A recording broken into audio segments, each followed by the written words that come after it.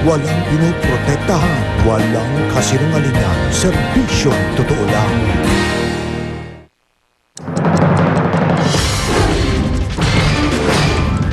Senador Noynoy Aquino, lumaki ang lamang kay Senador Manny Villar base sa pinakabagong Business World SWS survey. Ilang pasahero sa Batangas Port nag-init ang ulo nang hindi pasakay ng barko dahil overloaded na. Ligat naman sa Araneta Center Bus Terminal, nagkakaubusan na Lunes Santo pa lang. Iba pang aberya, hindi naiwasan. Mga driver, kinukuha na ng blood pressure bago payagang bumiyahe. Malalaking pako, krus at iba pang gagamitin sa pagpapako sa krus sa Pampanga, handa na. Sa gitna ng mga nakagwaliang tradisyon sa Semana Santa, bisita iglesia naging high-tech na. Subway train sa Moscow, Russia, tinarget ng 2 babaeng suicide bomber. Hindi bababa sa 35, patay. Boracay, buhay na naman sa pagdagsa ng mga turista. At Richard Gutierrez, may Claudine Barreto na, may Ann Curtis pa sa kanyang bagong pelikula.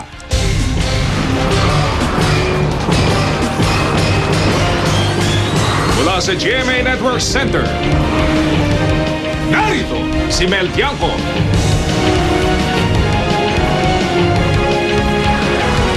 Ito ang 24 Oras.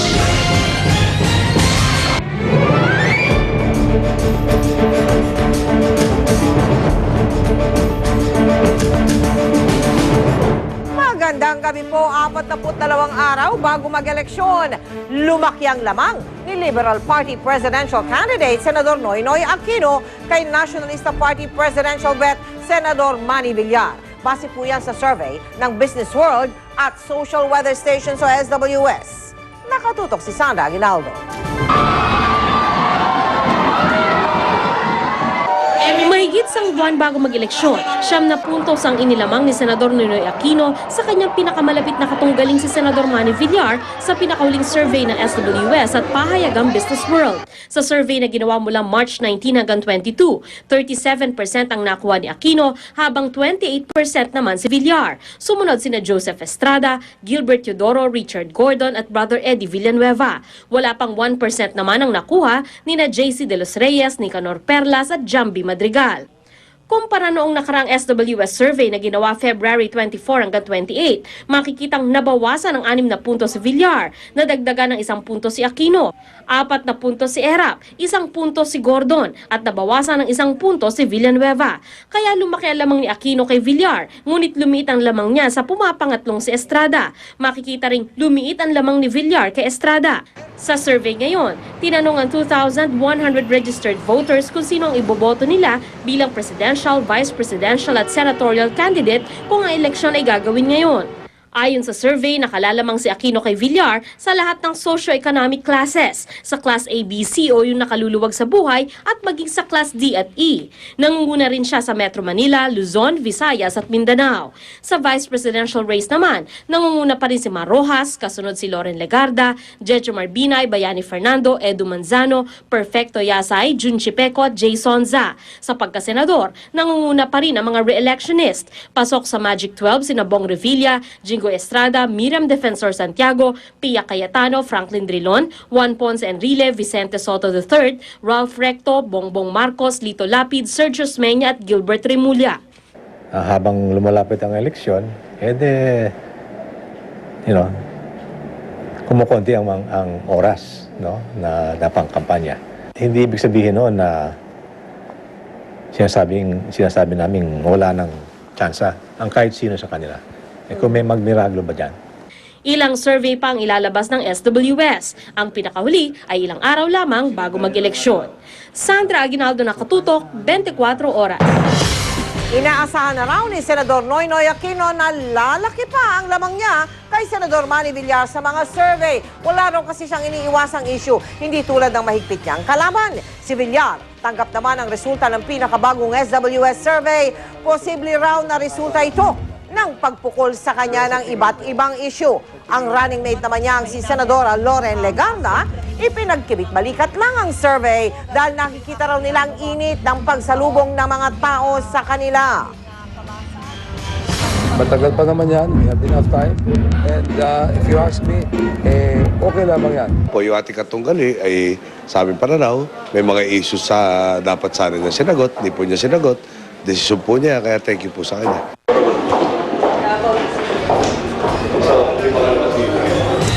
Ang kampo naman ni dating Pangulong Joseph Estrada naniniwalang patuloy pang tataas ang kanilang rating habang nangangampanya.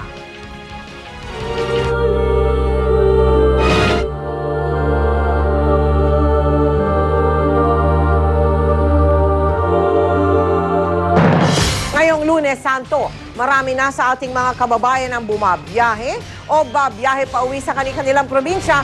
Ihahatid po namin sa inyo mga pinakabagong balita tungkol dyan at iba pang kaugnay sa Semana Santa.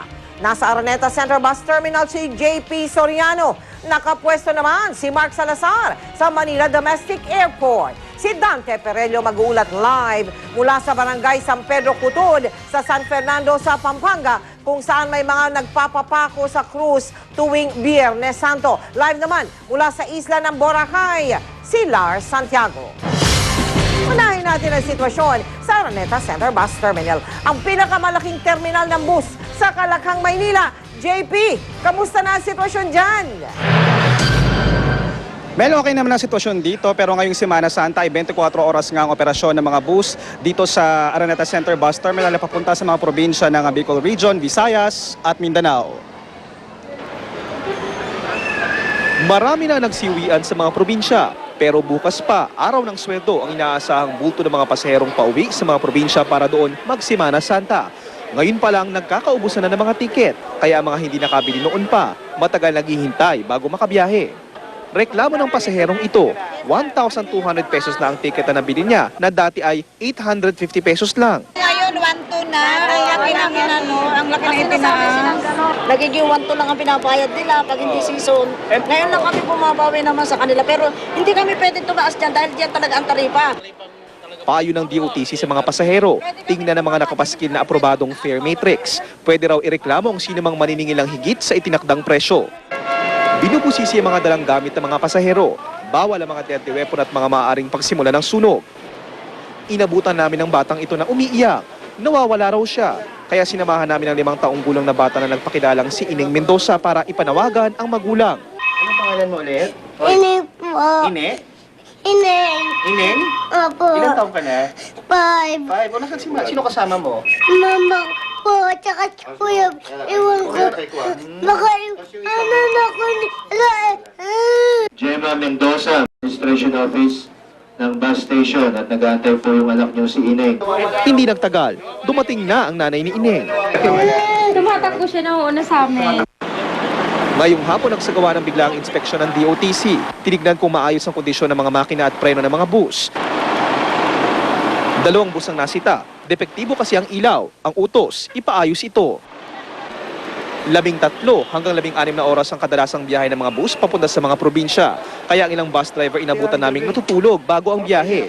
Karamihan naman sa kanila sinabing kaya nila ang mahabang biyahe dahil may karelyebo naman. Ang ilan, umamin na kahit kulang sa tulog ay napipilitang magbiyahe. Siyempre, pagod ka, aabutan ka ng antok talaga. Pag hindi na kaya, alam na namin, nagpapapalit na kami. Kinakausap naman natin yung mismo mga may-ari nito, mga bus companies na to give us assurance na ating mga driver in top shape, na talagang gising yan sa pagmamaneho nila at ganun din hindi kaskasero. Mel, ngayong hapon ay kinunan ng blood pressure ng LTO medical team ang mga bus driver na papalis na sana. Pinababa yung mga bus, ibati yung mga papalis na rin sana. Ang mga normal ang BP ay pinayagan naman makalis. Pero yung mababa o mataas ang BP ay hindi muna pinayagan bumiyahe. Samantala para po dun sa ating mga kapuso na nais malaman yung schedule ng biyahe o di kaya magpa-reserve ng ticket dito sa Araneta Center Bus Terminal ay maaari po kayo tumawag sa mga numerong 911-4766. At yan muna ang latest mula rito sa Araneta Center Bus Terminal. Mel? JP, meron bang biyahe hanggang Biyernes Santo? Sabado, meron. merong biyahe pero ang sabi ng pamunuan ng bus terminal ay mangilan-gilan na lang daw ito dahil karamihan nga daw ng mga paalis ay inaasahan nila bukas o hanggang Wednesday. Maraming salamat sa iyo, JP Soriano. Marami pa po kaming inihandang balita para sa inyo. Makakasama natin ngayon ang kapuso nating si Ivan Mayrina. Ivan. Salamat, Mel. Mahigpit na bilin ng Land Transportation Franchising and Regulatory Board sa mga driver ng mga bus. Maging alerto at maingat sa pagmamaneho para iwas aksidente ngayong Semana Santa. Narito ang aking report.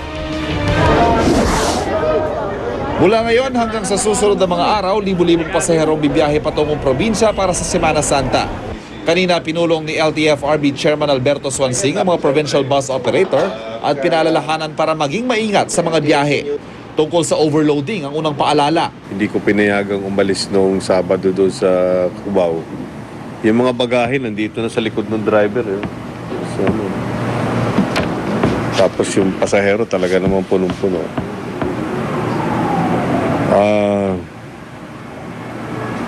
I think something's got to be done with that. Pinaalalahanan din ni Swansing ang mga operator na siguruhin ang kondisyon ng kanilang mga sasakyan. Para mas madaling tandaan, laging paalala sa mga motorista ang salitang blowback na dapat siguruhin. Brake o tamang timpla ng preno, lights o ilaw, oil o tamang dami ng langis sa makina, water o tubig sa radiator para iwas overheat, battery para iwas tirik, air o tamang hangin sa gulong at syempre siguruhin may sapat na gasolina. Pero ang pinakamahalaga raw sa lahat, ani Swansing, ang patuloy na paalala sa mga driver ng tamang pagmamaneho. Yung overworking ng mga drivers, they drive more hours than what is necessary dahil kasi umahabol. But in return, ang nangyayari naman is yung safety ng sasakyan pati ng mga pasahero is put at stake. Nangako naman ang mga bus operator na makikiisa sa DOTC para sa matiwasay na paglalakbay sa mahabang bakasyon ngayong linggo. Kailangan din po na maging visible po sila sa kalsada, sa mga terminal para sila ay magbigay paalala at umagapay ho sa aming mga transport na patuloy na walang aksidente ngayong Semana Santa. Ang Land Transportation Office nagpakalat na rin ng mga law enforcers sa mga terminal bilang bahagi ng Oplan Kalakbay na ikinasa nitong Sabado. Katuwang nila ang PNP sa pagbabantay sa mga kalsada para iwas aberya sa buong biyahe. Ivan Mayrina, nakatutok, 24 oras. Ngayong Semana Santa, doble na ang security personnel sa Manila North Harbor. Bukod sa mahigpit na seguridad, sinisigurado rin ng Philippine Coast Guard na walang overloading sa mga barko. Nakatutok si June Veneracion. Buhos na ang mga pasahero sa Manila North Harbor. Sila ang mga biyahero na nag-uuwian sa kanilang probinsya para gunitain ang Semana Santa. Masyado ng haggard pag magbabiyahe ka ng alanganin. Ngayon nga, ang dami-daming tao. Mula ngayon hanggang Miyerkules, halos punuan na raw ang mga bumabiyaheng barko ng Negros Navigation. Ine-expect natin na papalo pa din ito hanggang Biyernes Santo, no? Alam mo, tinuloy kasi natin every single day, kahit na Biyernes Santo or Sabado at Linggo, tuloy-tuloy lang yung biyahe. Wala hong interruption ng trip. Expect mo ulit. Dahil nagsimula na ang pagdagsa ng mga pasahero, nakikiusap ang mga otoridad sa kanila na aga-agahan ang pagpunta sa mga daungan. Kung maaari daw ay 3 oras bago ang nakatakdang pag-alis ng barko, ay nakapila na ang mga pasahero. 4 na security check kasi ang pagdadaanan ng mga pasahero bago tuluyang maglayag ang barko. Sa ngayon, ang tingin namin, mga 90 to 95% na yung sa passenger capacity. And we expect that it will be full capacity by Wednesday. Dinoble na ang security personnel sa daungan. Bawal ang mga patalim, hazardous liquid at iba pang deadly weapon. Noong 1 linggo pa naka-heightened alert ang mga operating unit ng Coast Guard. Bukod sa seguridad, tinitiyak din ng Coast Guard na hindi overloaded ang mga barko. Mas maghihigpit daw sila ngayon. Papababain ang mga pasaherong lampas sa kapasidad ng barko. Yung mga kababayan natin, sana po maintindihan ninyo kung nagkakaroon ng delay doon sa inyong paglalayag. Ito po sa kadahilanan lamang na gusto naming matiyak na kayo po ay makakarating doon sa patutunguhan nyo ng maayos at walang nangyari sa inyo. Sa dami ng mga aksidente sa karagatan, may mga pangyayari na pwede sanang maiwasan. Kaya ang mga otoridad doble kayod para matiyak na ligtas ang biyahe, lalo na ngayong dagsada naman ng mga pasahero. June Veneracion, Nakatutok, 24 Oras. Nagdagdag na ng biyahe ang isang airline dahil sa dami ng mga bumabiyahe pa Boracay ngayong Semana Santa. Nakatutok si Mark Salazar live mula sa Manila Domestic Airport sa Pasay. Mark? Tama, Mel, Boracay pa rin ang pangunahing destinasyon ng mga bakasyonista nating kababayan na ang ideya sa Semana Santa ay hindi pagtitika. Simula kahapon, bumuhos na ang pasahero ng Cebu Pacific papuntang Katiklan. Sila yung mga karamihan ay papuntang Boracay. Kaya ang dating 4 na biyahe ng Cebu Pacific na Manila, Katiklan, Manila, ginawa ng 11 biyahe kada araw. Ganyan din kadami ang bumabiyahe papuntang Boracay galing naman sa Cebu. Inaasahan ang ganitong pila sa security check dahil hindi naman dahilan na porke naiipon ng mga tao ay magluluwag na ng seguridad papasok ng airport. Bagamat wala rin namang kakaibang paghihigpit sa seguridad maliban sa dati ng mga ginagawang pagsasala sa mga pasahero. Meron din nilang biyahero kanina na magtitika raw talaga sa probinsya, ang habol ng pamilya at mga kamag-anak. Diba, makita mong pamilya mo, diba? Masayang-masaya talaga. Very happy. Okay, bye! Fully booked na rin ang maraming biyahe ng eroplano papalapit ng Huwebes Santo. Kaya ang ilang naubusan, napilitang mag-leave sa trabaho ng maaga para makasakay sa eroplano ngayon pa lang. Supposed to be April 1. Pero Naging 29 kasi fully booked na yung mga ticket. No more na. mas mahal mag-eroplano kesa sumakay sa bus, pero ang ilang magbabalik probinsya, gagastos na lang daw kesa naman makipagsapalaran sa mga puno ang bus terminal. Maraming tao ngayon sa bus station. Mahal naman. Para maiwasan yung aberya at yung pagkangarag nyo ng paghahabol ng flight, sundin na yung 2 hours before your flight, dapat naririto na kayo sa airport. At paalala rin na wag na magdadala yung mga bagay na alam nyo namang ipagbabawal din dito sa airport para hindi kayo maabala sa security check. Alalahanin natin na mas masaya ang bakasyon kung ang biyahe pa lamang pauwi ay buwan naman ng maganda na. Mel? Mark, bukod dyan sa Boracay, ano mga paboritong destinasyon ng mga bakasyonista? Mel, doon sa pag-check natin ng mga records ng flight ditong araw na ito, simula kahapon nung nag-full operation yung mga major airlines, ang talagang kapansin-pansin kasi talaga ay yung biyaheng Boracay. Sila talaga yung nagdagdag nga mula sa 4 na paglipad mula kada araw ay ginawang 11. Yung iba namang destinasyon ay ganun din, hindi naman nangailangang idagdagan ng kanilang mga flight kada araw, pero fully booked din yung kanilang mga paglipad simula pa kahapon at yan inaasahan na hanggang April 7, Mel. Maraming salamat sa iyo, Mark Salazar. Pinalaya na 5 estudyante ng Polytechnic University of the Philippines na nanira ng ilang kagamitan sa kasagsagan ng kanilang protesta laban sa pagtaas ng tuition. Ang 5, hindi raw nagsisisi sa kanilang ginawa. Nakatutok si Steve Dailisan. Mismong si PUP President Dr. Dante Guevara ang nagtungo sa MPD headquarters para ihatid ang release order sa 5 student leaders. Siya rin ang nagpadetine sa mga estudyante sa kasong pagnanakaw. Wala raw pumadrino para sa mga bata. Isinaalang-alang daw niya ang kinabukasan nila. Ang isang tao na nagkamali, nagkasala, nagkulang at kinikilala kanya ang kanyang pagkakamali, pagkukulang. No, ayun ay dapat parawarin. Pero ang tinaguriang PUP5, matigas pa rin. Hindi raw nila hiningi ang kapatawaran sa mga nagawa. Sa totoo lang po, hindi po ito usapin ng pagsusori o paghihingi ng paumanhin. Ito po ay usapin ng kung ano ang pinagtatanggol namin, kung ano ang naging dahilan at humantong kami sa ganito. Nabunutan naman ng tinik sa dibdib ang ina ng isa sa 5 estudyante. Tinadtad na raw niya ng pangaral ng anak, pero sadyang kakaiba ang paniniwala nito. Pinagalitan nga, pinagmumura ko nga yan eh. Noon lang siya nakatikim sa akin ng mura. Mula pagkabata niya, noon lang. Dahil ayaw kong makita siyang nakakulong. Hindi mo sasabing kinukonsinti ko. Hindi ko kinukonsinti ang anak ko. Paglabas ng PUP5, 6 bayani silang sinalubong ng mga kasamang estudyante at ng iba pang militanteng grupo. Didiretso sana sila sa Board of Regents meeting, pero hindi na itinuloy dahil tuloy nilang nakamit ang tagumpay sa inilabas na resolusyon ng BOR na hindi na magtataas ng matrikula sa PUP para sa academic year 2010-2011. Ang tanong na lang na di tuwirang masagot ng mga estudyante ay kung kasama ba sila sa pagsasaayos ng mga nasunog at nasirang silya at mesa ng universidad.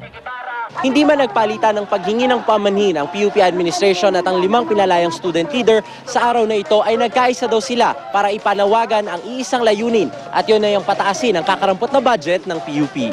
Steve Dailisa, Nakatutok, 24 Oras.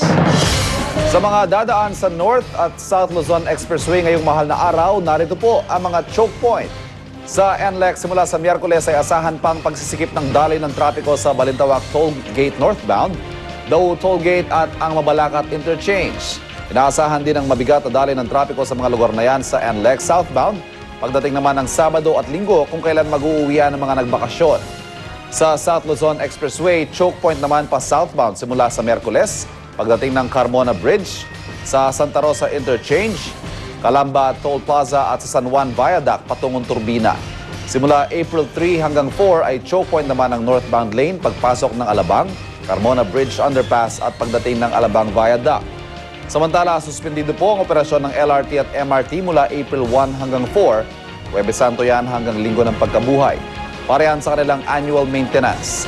Balik ang operasyon ng LRT at MRT sa Lunes, April 5. Suspendido naman ang number coding scheme ng MMDA simula bukas. Balik ang coding scheme sa Lunes. Hindi muna matutuloy sa Huwebes Santo ang planong dagdag singil sa toll sa mga expressway.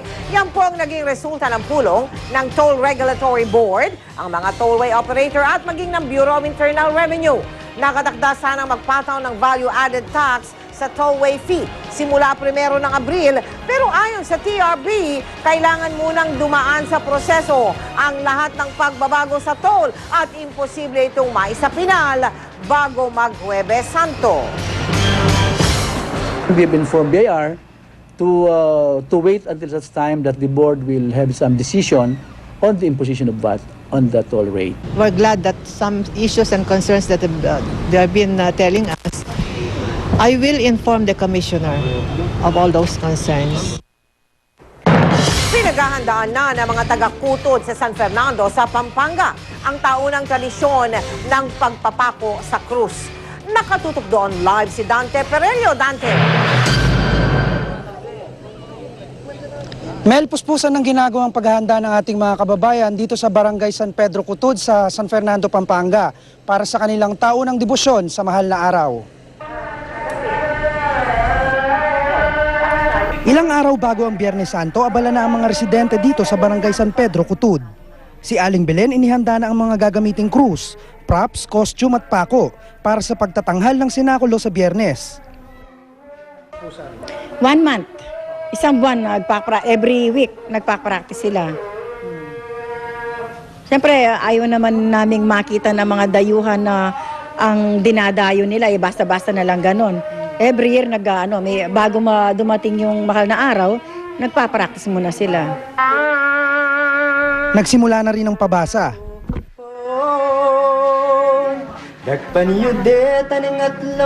Sa mga kalye naman, kaliwat kanan na rin ang mga ibinebentang burilyos na ginagamit ng mga namamanata.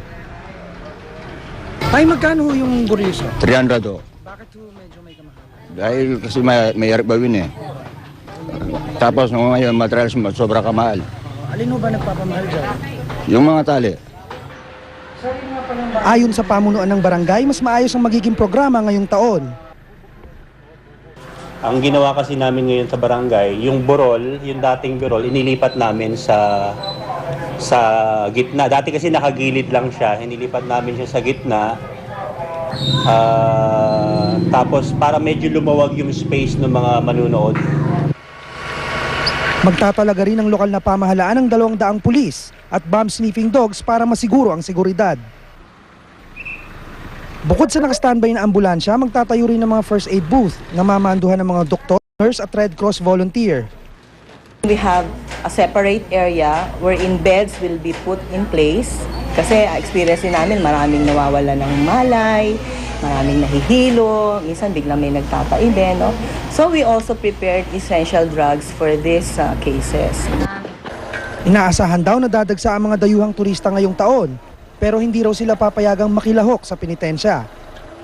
iba yung cultural background ng mga bumibisita sa atin na foreigners dun sa background ng mga mamamayan dito sa San Fernando.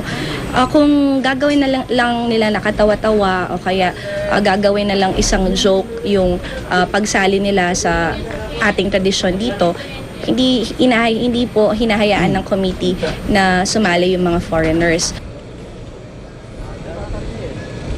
Mel, ayon pa sa lokal na pamahalaan ng San Fernando, iniiwasan raw nila ang insidente nung nakaraang isang taon kung saan isang British national ang nagpumilit sumali sa mga nagpipinitensya ng walang paalam. Lasing raw ito at nanggulo sa mga namamanata. Maraming salamat sa iyo, Dante Perello. Isa sa mga tradisyon tuwing Semana Santa ang Via Crucis o Way of the Cross. Sa 14 na istasyon nito, ginugunita at pinagninilay-nilayan ang mga sakripisyo ni Jesucristo. Nakatutok si Cara David. 2 bus ng mga deboto ang naabutan namin kanina sa Divine Mercy Shrine sa Marilao, Bulacan. Dinarayo tuwing Kwaresma ang naturang simbahan dahil sa milagrosong tubig dito at sa mga life-size Stations of the Cross. Nakakalat sa 2 ektarya ng lupa ang mga imahe. Sadyang pinaglayo sa isa't isa ang mga estasyon para mas mahaba ang panahon ng mga deboto na magnilay. Napansin raw kasi ng mga pare na may ilang debotong nagmamadali sa pagdarasal at nakakalimot sa tunay na kahulugan ng Via Crucis. Sana makita natin na hindi lang ito basta panlabas na gawain, kundi it's more a journey of the soul. Halos 1,000 yapak para makumpleto ang buong Via Crucis sa Divine Mercy Shrine. Mainit at mabato ang daan. Parang mas solemn siya, mas malayo yung nilalakad. Ganon, parang sacrifice. 14 ang estasyon na nagsisimula sa huling hapunan ni Kristo at nagtatapos sa muling pagkabuhay. Ang estasyon ukol sa agony in the garden, may aktwal na puno pa ng oliva na nanggaling pa raw sa tunay na hardin ng Gethsemane. Bawat estasyon may dasal ukol sa paghihirap ni Jesus. Meron din itong talata na nagsasabi kung paano natin ito maihahalin tulad sa ating sariling pagsubok. Pero ayon kay Father Arenas, kung nais daw talaga nating samahan si Jesus, samahan daw natin siya hindi lang sa dasal, kundi sa pagtulong sa kapwa. Hindi lang namatay si Jesus sa sarili niya, namatay siya para sa kapwa, para sa ating lahat. So, yun yung fruit, no? Yung bunga ng ating sakripisyo. Ang Via Crucis ay isang paraan lamang kung paano natin pwedeng samahan ng Panginoon sa kanyang pagsasakripisyo. Pero hindi dapat dito magtapos ang ating pagninilay ngayong Kwaresma. Kung gusto nating maging buo ang ating pananampalataya, dapat samahan natin ang bawat dasal ng pagmamalasakit sa kapwa. Mula dito sa Marilao, Bulacan, Cara David nakatutok, 24 oras.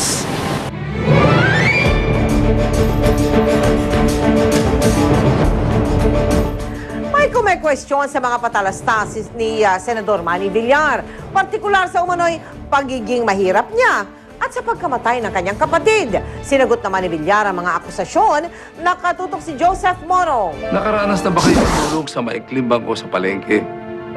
O mamatayan ng kapatid dahil wala kang... Wala raw pambili ng gamot sa sakit kaya namatay ang kapatid ni Nationalista Party Senator Manny Villar na si Danny. Pero kwestiyon ng kolumnistang si Lito Banayo kung totoo ito.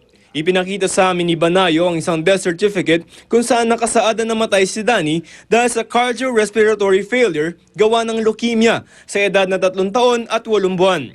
Noong panahon ngayon at magpasa hanggang ngayon, pagka may leukemia, miski napakayaman mo, hindi mo na kayang paggamot. So hindi kakulangan ng pera ang pinag-uusapan dito. Kinumpirma ng National Statistics Office sa GMA News ang authenticity ng death certificate. Nakasadi sa certificate na na-confine si Danny ng 13 araw sa Far Eastern University Hospital, isang pribadong ospital.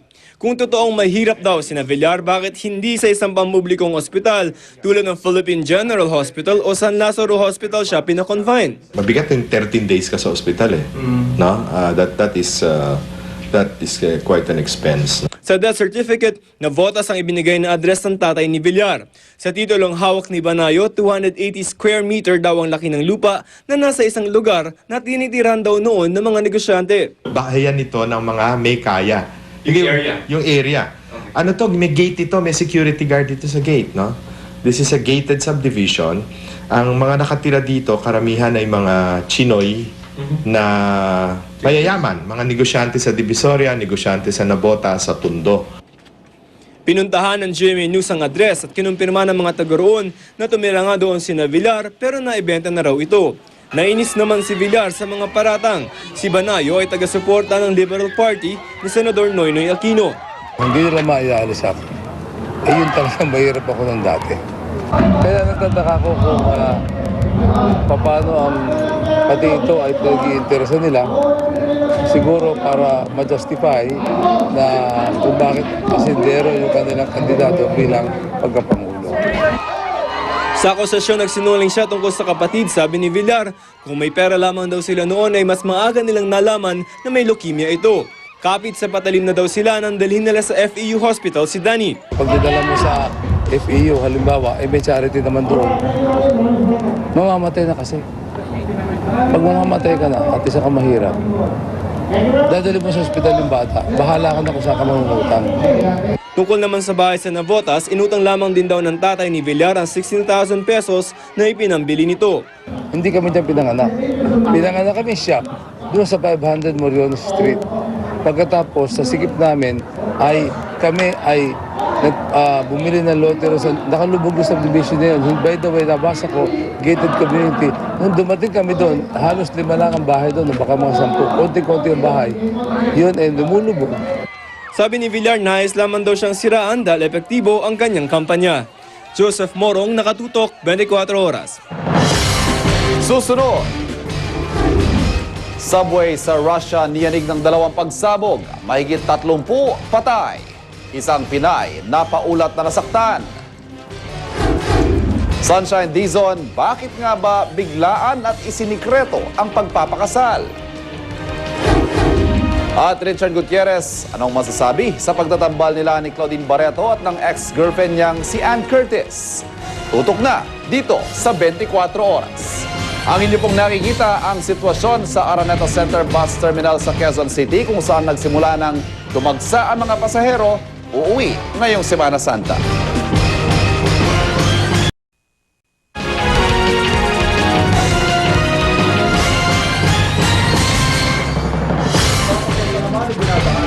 Kababayan ng pagunta sa buhay at kamatayan ni Jesus.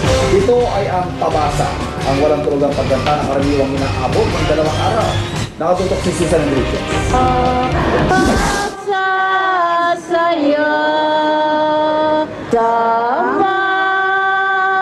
sa kabila ng modernong panahon, buhay na buhay ang diwa ng Semana Santa dito sa Obando, Bulacan. Sa harap ng simbahan, taon-taong ginagawa ang pabasa. Ayon kay Ramon Aguinaldo, Chairman ng Commission on Liturgy, ang pabasa ang isa sa mga paraan para hindi malimutan sa lugar nila ang mga kinagis ng tradisyon kapag Semana Santa. Tuloy-tuloy na ginagawa ito sa loob ng 24 oras. Bilang pong pagbuhay sa kaugalian, yung pabasa po ginaganap po namin kasi madalang na po yung nagpapabasa. Para di raw makalimot ang kabataan sa pabasa, salita ng kabataan at mga nakatatanda dito sa Obando. Kasi lahat naman ang nangyayari sa buhay ng tao, mapapasa rin sa pasyon. Kaluwagan na rin po ng kalooban at kaya nga pagtitika na rin po. Kahit kaiba ang tono ng pasyon sa mga usong awitin ngayon, hindi naman daw nahihirapang sumabay ang ilang kabataan. Hindi naman po mahirap ano lang po, sunod na lang po kami. Madali naman pong matutunan yung tono ng pasyon. Sa bahay ng pamilya Baltasar, panata na rin ang pagbasa ng pasyon. Nakagawian ko na yun pag ako nandito, sumasama ako sa kanila. Talagang taon-taon yun. Sa paglipas ng panahon, tila unti-unti raw nababawasan ang pagpapahalaga sa paggunita ng Semana Santa. Kaya sa pamamagitan ng mga tradisyong gaya ng pabasa, inaasahan kahit paano'y mananatili ang tunay na diwa ng Kwaresma. Mula rito sa Obando, Bulacan, Susan Enriquez, Nakatutok, 24 Oras. Sa gitna ng El Nino, bumaha sa isang subdivision sa Giginto sa Bulacan. Ika-4 na araw na ng baha doon ngayon. Ang nakapagtataka, hindi naman umulan. Ang hinala nila, umapaw ang patubig na dinadaluyan ng tubig mula sa Angat Dam. Ang video ay pinadala po ni Osmundo Baybayon. May bago na pong website ang Newscope. Para magpadala ng mga video at litrato ng mahalagang balita, mag-log on lang sa www.newscope.tv. Para naman magpadala ng text o MMS, i-text ang Newscope space, message, space, ang inyong pangalan at address at ipadala sa 4627. At mga kapuso, maging mapagbantay po sana kahit Semana Santa. Ipadala sa Yusco ang mga litrato o video ng mga kandidatong mga ngampanya sa Huwebes Santo at sa Biyernes Santo dahil bawal po yan ayon sa COMELEC. At para sa mga balitang showbiz, makakasama natin ngayon ang ating kapusong si Rian Ramos. Rian! Salamat, Mel. Nagkwento si Sunshine Dizon tungkol sa kanyang private wedding ceremony. Matapos ang kasalan, plano na kaya nila ng kanyang non-showbiz husband na magka-baby? Alamin sa chika ni Aubrey Carampel. Matapos ang pagpapakasal ni Sunshine Dizon sa kanyang non-showbiz boyfriend na si Timothy Tan, maugong pa rin ang bali-balita kung bakit ito biglaan at sinikreto. Ayon sa aktres, Kung bakit mabilis, maybe you should all ask yourselves when is too soon and what if it's too late. So I think that's the perfect answer for that. If I've kept it, silent, I think that's really up to me naman, di ba? Because my husband is also a very private person. sa kwento ni Sunshine, ang kanilang simple wedding ceremony noong March 20 ay dinaluhan lamang ng 20 sa kanilang malalapit na kaibigan at kaanak sa Valle Verde 6 Clubhouse sa Pasig City. I wanted it to be very special, to share it with a few very good friends of mine and my family. But the church wedding will come very soon when my dad arrives. Siguro, hindi this year, baka next year. Masaya naman para kay Sunshine ang inang si Dorothy Forteza at boto raw siya sa asawa ng anak. Siguro hindi siya na nagpakasal kung hindi ako boto sa kanya. Mabait siya kasi. Mabait. Oo. Kilala niyo naman. Oh, of course, kilala ko. Matagal yung barkada eh. Piloto ang mister ni Sunshine na kasama niya kahapon sa Party Pilipinas. Itinanggi naman ni Sunshine ang bali-balitang buntis na siya kaya siya nagpakasal. Kailan naman kaya nila balak magkaroon ng baby? I hope not too soon because it's gonna be hard for me because I'm in school right now and I really plan to finish my schooling. Aubrey Carampel updated sa Showbiz Happening. Richard Gutierrez excited na sa gagawing pelikula kasama ang ex-girlfriend na si Ann Curtis at si Claudine Barreto. Tutukan yan! Susunod!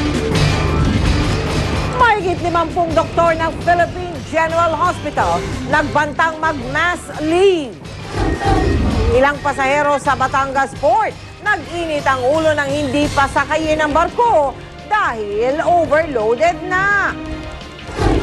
At kilalanin ang mga nagwagi sa Kids' Choice Award. Uminit ang ulo ng ilang pasahero sa Batangas Port kanina. Hindi kasi sila pinasakay ng barko dahil overloaded na. Nakatutok doon live si Cedric Castillo. Cedric. Yes, Mel, Lunes Santo pa lang pero marami-rami na mga pasahero dito sa Batangas Port. At kanina nga, nagkaroon ng kaunting tensyon nang magreklamo ang ilan sa mga pasahero na sila na nga raw ang unang nakabili ng tiket, sila pa raw ang hindi pinasakay. Nagkasigawan at nagkaduruan ang ilang mga pasahero sa Batangas Port matapos hindi payagang makasakay ang ilang babiyahe na sana papuntang Odjongan sa Romblon. Nang tingnan kasi ng Coast Guard, nasa full capacity na ang bilang ng pasahero sa MV Maria Matilde na pag-aari ng Montenegro Lines. Pero reklamo ng mga hindi pinasakay, una pa silang nakabili ng tiket kaysa sa ibang nasa loob na ng barko. Bigla na lang tinaas yung hagdan nung natanggalan po nila yung mga gamit. Parang niloko lang nila yung mga pasahero. Alam namin na makakasakay kami ng barko. Kasi number 10 kami ang aga namin kahapon. Nirebook naman ang shipping line ng mga pasahero. Yun nga lang, imbes na kaninang madaling araw pa sila nakauwi, posibleng bukas pa sila makaalis ng Batangas Port. Ang MV Annabel naman, halos 4 na oras na na-delay ang biyahe. Sobra raw kasi ito ng 15 pasahero kaya hindi pinayagang maglayag ng Coast Guard. At dahil walang tiket ang 6 na batang kasama ni Jenny, isa sila sa napakiusapang bumaba ng barko matapos umabot sa mahigit 300 ang bilang ng mga pasahero. Sa pagkakaalam ni Jenny, libre raw ang pasaherong wala pang 6 na taon. Nakadeklara rin daw sa manifesto ang mga bata. Isa po, pagod na po kami kahapon pa po kami nagpila eh. Alam nila na hindi po dito yung maraming bata, dapat doon pa lang po sa loob, inano na po nila para hindi na po maabala yung mga pasahero sa nagmamadali, di ba po? Pero duda ang pamunuan ng barko, imposible raw na napasama sa bilang ang mga bata. Hindi po pwedeng libre yun. 2 years lang po below, yung libre namin. Pag-amin pa ng ilang mga shipping lines, problema raw nila ang mga magulang na ipinupuslit ang kanilang mga anak para makalibre. Mahirap daw mamonitor ito lalo na pag peak season gaya ngayon. So ang problema, yung mga nana, yung mga tatay, pumipila lang sila dito pero yung mga bata naiiwan. Kaya pagdating dun sa barko, sa actual boarding, yung mga bata na kasama nila napapabilang sa head count, which is hindi siya naka-encode dun sa ticketing. Kaya minsan nag-o-over pagdating doon sa barko. Ang Philippine Ports Authority tila sang-ayon naman sa pagpapalipat sa mga batang pasahero. Ay pag-iwan ng ticket, yun ang authority para kayo makaboard. Gayunman pag-aaralan pa rin daw nito kung kailangan ng Coast Guard ng karagdagang tulong sa pagmamonitor ng mga pasahero.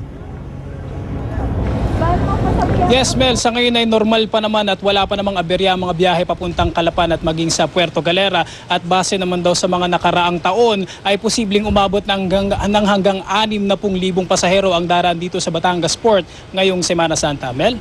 Naku, wala naman sana mangyaring aberya, ha? Maraming salamat sa iyo, Cedric Castillo.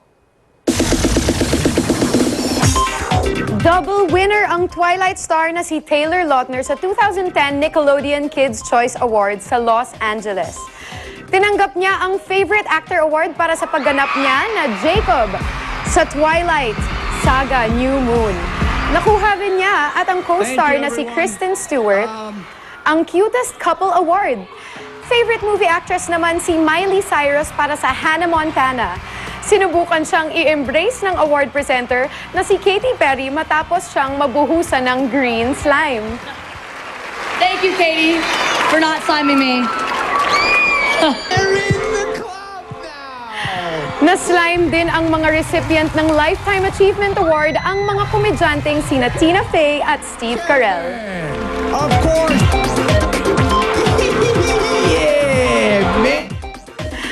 Nagsama-sama ang ilang celebrities para tulungan ang isang batang may cancer. Kabilang sa mga lumahok sa benefit basketball game sina Ariel Rivera, Wendell Ramos at Paulo Pareiso. Paraan nila ito para matulungan ang 3 taong gulang na si Kevin, anak ng GMA post-production personnel na si Reggie Panagiton. May lymphoma si Kevin at nangangailangan ng magpa-chemotherapy. Ayon kina Ariel, alam na nila ang hirap na pinagdadaanan ni Reggie bilang isang magulang. Mahirap i-comprehend kung bakit a 3-year-old can have something like this. Ako kasi, pag anak ko may sipon, masamang sipon lang, hindi na ako makatulog sa gabi. Nagpapasalamat nga ako sa lahat ng mga artista na tumulong sa anak ko. Sobrang touch talaga ako dahil ang dami-daming tumulong sa anak ko. I'll be back for more chika. Stay tuned. Abangan! Pasimula ng Semana Santa sa Vatican. Nabahiran ng kontrobersya sa umano'y child molestation na ilang pari. Eskwelahan na binaha noong Bagyong Ondoy. Hinandugan ng mga bagong classroom ng GMA Kapuso Foundation. At mga turista, enjoy na sa kanilang bakasyoneng grande sa Boracay. Walang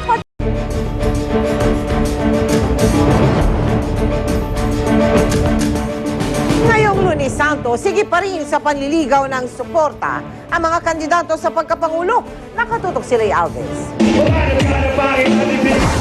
Sa isang concert natapos ang pag-iikot sa Bicol Region ni Senador Manny Villar, kasama ang ilang celebrity kabilang na si Manny Pacquiao. Ilan sa mga dumalo, hinimatay pa dahil sa siksikan. Muling binatikos ni Villar ang mga kritiko. Sa tingin ko ay nakikita nila na tumatalab naman yung issue na tayo galing sa hirap. Kaya nire-raise nila yan. Masyado nang desperado naman sa issue. Mga taga-copies naman ang sinuyo ni Brother Eddie Villanueva. Giit ni Villanueva sa harap ng 4,000 na graduates ng Hercor College. Pananalig sa Diyos ang paraan para magkaroon ng magandang kinabukasan. Congratulations for your, I would say, exceptional, historic accomplishments because you have passed the test. Nakipagpulong din si Brother Eddie sa ilang negosyante at religious groups ng Capiz. Gaya naman na dati niyang ipinangako, nagpunta si Gilbert Teodoro sa Capas Tarlac. Sinamantala ito ng ilang lokal na kandidato para mai-endorso sila ni Teodoro. Muli namang iginiit ni Teodoro na ang Tarlac ay hindi umano pag-aari ng isang tao lamang. Ang sinasabi lang nila, umalis ako sa isang partido. Ang babaw na rason nun para ikagaling ng ibang mga tao dahil nagsilbi ako ng tapat at tunay sa inyong lahat. Lumipot naman sa ilang bayan ng Cavite tulad ng Dasmariñas at Carmona si Nicanor Perlas. Si Senadora Jambi Madrigal kasalukuyang nasa Malaysia. Una na siyang nakipagpulong sa mga transport group leader. Si Senador Richard Gordon sinuyo naman ang mga Bulakenyo. Guest speaker siya sa graduation ng Bulacan State University. Nagpalengke tour at nagmotorcade. Mangiyak-iyak pa siya nang basahin ang mensahe ng suporta ng kanyang anak. Kaya ko yun, by hook or by crook. Kahit isa na mo ilang kabinete, basta number 1, edukasyon at saka kalulugan. Habang si dating Pangulong Joseph Estrada nangampanya sa Binangonan, Rizal. Nitong Sabado, nagkaaberya pa sa motorcade niya sa Caloocan dahil sa itinapong metal spike sa kalsada. Si Councilor JC De Los Reyes walang schedule ng kampanya ayon sa kanyang staff. Pero kahapon ay nakiisa siya sa Palm Sunday celebration sa Subic. Habang si Senador Noynoy Aquino, pinulong naman ng kanyang campaign team sa kanilang headquarters. Lay Alves, nakatutok, 24 oras. Inel Tiangco, ang inyong kapusong totoo. Bago magtapos ang pasukan, isang paralan pa ang pinasinayaan ng GMA Kapuso Foundation sa lalawigan ng Rizal. Matapos ang Kapuso School Rehabilitation Project sa Matagbak Elementary School sa Pililla, kainta naman ang tinulungan ng Kapuso School Rehab Project. Hindi mo aakalain na minsang nalubog sa baha ang silid na ito. Ang mga mag-aaral at guro, minsang naglimas ng putik at tubig sa mga silid. Isa ang Karangalan Elementary School sa Kainta sa Rizal sa mga binaha noong bagyong Ondoy. Kasabay ng muling pagbangon ng eskwelahan, umalalay ang GMA Kapuso Foundation, lalo na sa mga silid-aralang sinira ng bagyo. Ang mga mag-aaral mas sinipag na linisin ang mga bagong silid. Wala na kasing butas ang bubong at maayos na rin ang kisame. Ang karagdagang bintana, dulot ay higit na liwanag at ventilasyon. Matapos putulin ang laso at basbasan ng bawat silid, formal nang binuksan ang 6 na classroom. Kami po'y nagpapasalamat na nabahagian kami ng ganito. Sana marami pa silang matutulungan. Sina Edeline excited na sinulatan ang bagong pisara. Ang mga mag-aaral, komportable rin sa mga bagong upuan. At bilang bahagi ng Kapuso para sa Kalikasan Project, nagtanim kami ng mga puno na magsisilbing proteksyon ng paaralan mula sa init ng araw at labis na epekto ng bagyo. Ang mga puno sana ang hilingin namin, pangalagaan sana ang mga puno. Maraming mga mag-iingat ng mga puno na yan para hindi kami bahain. Yung po yung mga puno na dinonate ni Lola Fe, naalala nyo? Ang aming pong pasasalamat sa lahat ng mga naging katuwang namin sa Kapuso School Rehabilitation Project mula sa mga donors, mga sponsors, mga volunteers at iba pang sumuporta. Maraming salamat po. Salamat din sa Novartis, sa Lafarge Cement, sa NKD International Trading Corporation at sa Petronas Philippines Incorporated. Samantala, sa mga nais pang makatulong sa marami pa nating kababayang nangangailangan, maaari po kayo magsadya sa aming tanggapan o kaya ay magdeposito sa aming mga bank account, maaari ring mag-donate o mag-log on sa www.kapusofoundation.com. Susunod, trend sa Russia niyanig ng 2 pagsabog, isang Pinay kabilang sa mga sugatan. Tradisyonal na bisita iglesia pwede nang gawin online. At Richard Gutierrez, may Claudine Barreto na, may Ann Curtis pa sa kanyang bagong pelikula. Tuloy ang pagtutok dito sa 24 Oras.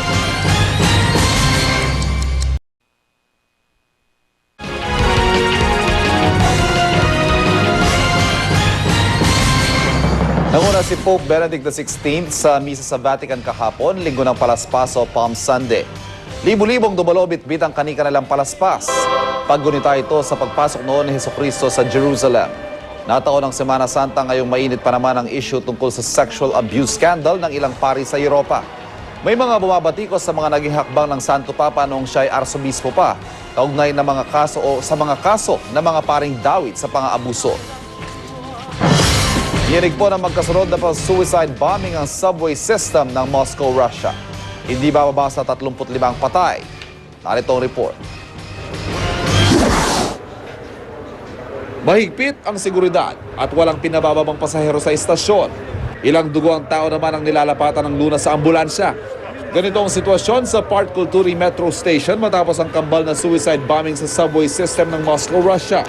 Sa kalagitnaan ng rush hour, Lunes ng umaga, isang babaeng pasahero nagpasabog ng kanyang sarili sa loob ng tren papalapit sa Lubkanya Metro Station. 23 ang namatay. Nasa itaas lang ng istasyon ng opisina ng Federal Security Service. Wala pang isang oras, isa pang babae ang pinasabog din ng sarili sa Park Kulturi Station. Hindi bababa sa 12 patay. 38 sugatan sa magkasunod na pagsabog, kabilang ang isang Pinay ayon sa mga ulat sa Russia. Kinukumpirma pa ito ng ating Department of Foreign Affairs. Inako ito ng Chechen rebels. Pero suspect pa rin ng mga otoridad ang iba pang militanteng grupo. Huling nagkaroon ng militanteng pag-atake sa Moscow noong 2004 kung kailan 10 ang namatay. Ivan Mayrina, nakatutok, 24 oras. Kinumpirma na po ng Department of Foreign Affairs na may pinaingang nasugatan sa dalawang pagsabog sa Moscow. Hindi naman daw malalang natamong pinsala ng Pinay na si Maria Eileen Ponting. Susunod! Boracay, buhay na naman sa pagdagsa ng mga turista. At Richard Gutierrez, ano kayang masasabi sa tambalan nila ni Claudine Barreto at ex-girlfriend na si Ann Curtis? Lahat ang yan dito lang.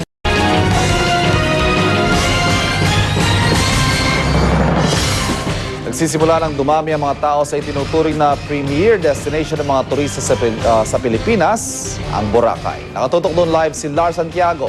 Lar? Ivan, parami na ng parami ang mga turistang dumarating dito sa Boracay. Mula sila sa iba't ibang panig ng Pilipinas at maging sa ibang bansa.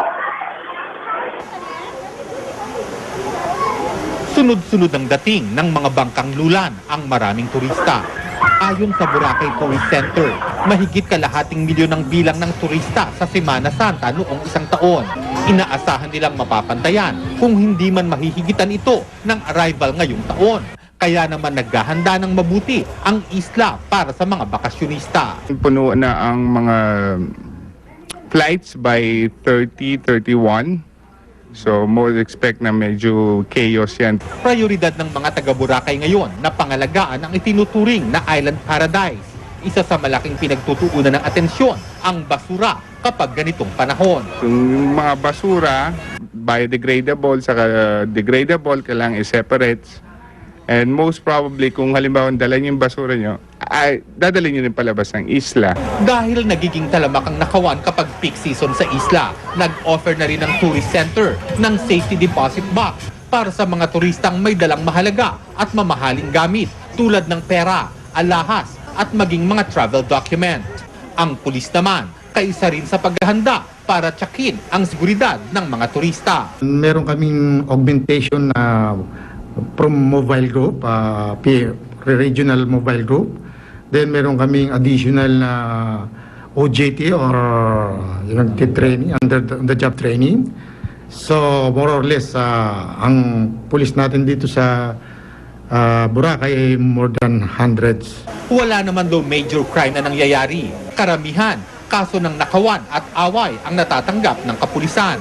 Pero ayaw pa rin nilang pakasiguro. Kaya kahit sa Huwebes Santo at Biyernes Santo, hindi mababawasan ang police visibility sa isla. Yung presence mismo ng mga pulis dyan in front of the beach, talagang crime prevention yun. Medyo deterrent na. Nag-organize din ako ng one team na civilian para talaga makahuli nung akto-akto na salisi.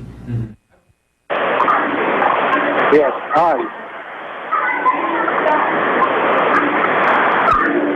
Parami na ng parami ang mga turistang dumarating dito sa Boracay mula sa iba't ibang panig ng Pilipinas at maging sa ibang bansa.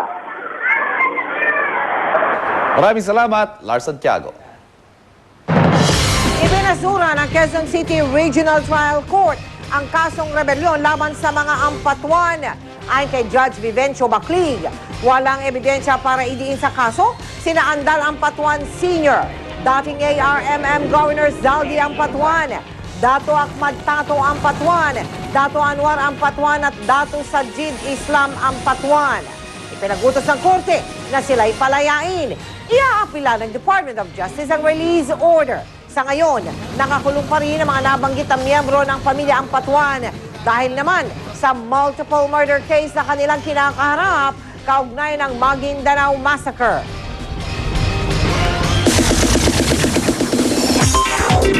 Excited na si Richard Gutierrez sa bago niyang pelikula. Makakasama kasi niya dito ang dramatic actress na si Claudine Barreto at ang ex-girlfriend niyang si Ann Curtis. Yan ang chika ni Nelson Canlas. Nagsimula ng mag-shooting ang In Your Eyes na pagbibitahan ni Richard Gutierrez, Claudine Barreto at Ann Curtis. Kailan lang nag-workshop pa ang tatlo sa ilalim ng mga batikang direktor na sina Mac Alejandre at Lourdes Guillén. Pero ang mas exciting para kay Richard ay ang makakatrabaho niya ang drama star na si Claudine at ang proyektong ito ang magre-reunite sa kanya sa dating girlfriend na si Ann. It's fun, pero at the same time, it's a very challenging role for me. And talagang masusubukan ako dito dahil mauhusay yung mga kasama ko dito. Naghahanda na raw ang cast dahil tutulak din sila sa Amerika para kunan ng ilang mahalagang eksena. Ang dapat din daw abangan ay ang istorya na talaga namang makakapagpatibok sa ating mga puso. I'm more excited than kinakabahan kasi we have a great script. Direct Mac Alejandro is directing it. He's a very good director. So, I have nothing to worry about. Tuwang-tuwa naman si Claudine dahil first time niya raw makakatrabaho si Ann at matagal na rin niyang gustong makatrabaho si Richard. Nelson Canlas, updated sa Showbiz Happening.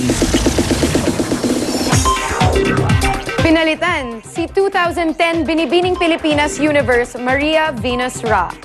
Ayon sa Binibining Pilipinas Charities Incorporated, na-discover kasi nilang may inconsistencies sa birth certificate ni Venus. Iba sa mga sinabi niya sa kanila. Ang second runner-up na si Helen Nicolette Henson ang papalit kay Ra bilang Binibining Pilipinas Universe. Yan ang latest sa Chika Minute. Sa ngalan ni Pia Guanyo, ako po si Rian Ramos. Mel? Salamat, Rian. At yan po mga balitang aming tinutukan sa nakalipas na 24 oras. Maraming salamat sa inyong pagtitiwala. Sa ngalan ni na Mike Enriquez, Ivan Mayrina, Rian Ramos at Pia Guanyo, mula sa tahanan ng katotohanan, ako po si Mel Tiangco. Ito ang GMA, walang kinikilingan, walang pinoprotektahan, walang kasinungalingan, serbisyong totoo lamang. At dahil hindi natutulog ang balita, nakatuto kami 24 oras.